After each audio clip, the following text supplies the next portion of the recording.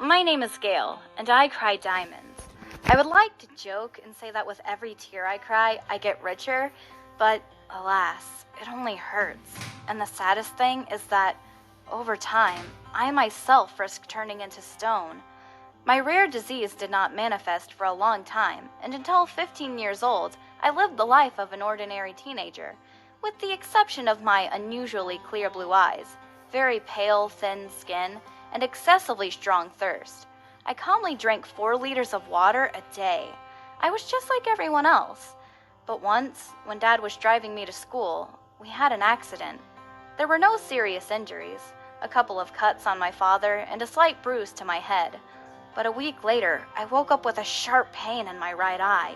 I ran to the mirror and saw that something like a small white piece of glass was in it.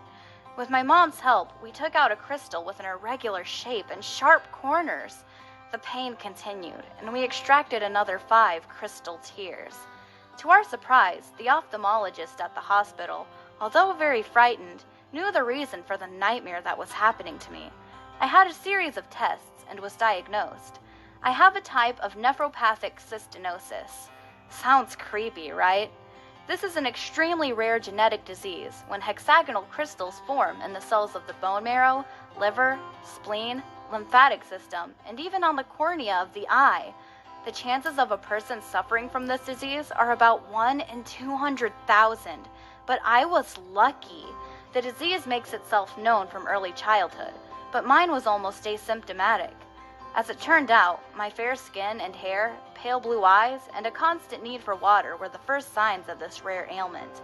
But the unfortunate accident with my father spurred its sharp progression, and the cystine crystals that form in my eye, which are poorly soluble in water, threatened to deprive me of my vision. This wasn't the worst of it. Soon, we became convinced that crystal tears were only the first manifestation of a terrible disease. Now crystals attack my whole body and are formed literally everywhere, in the stomach, liver, lungs, and I risk turning into stone. But an expensive operation and further therapy could save me. The money has already been raised, and I really hope that I will be able to beat this disease.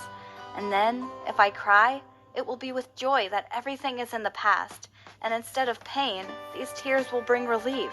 And instead of crystals, it will be ordinary water that gently flows down my cheeks. Thanks everyone for listening to my story.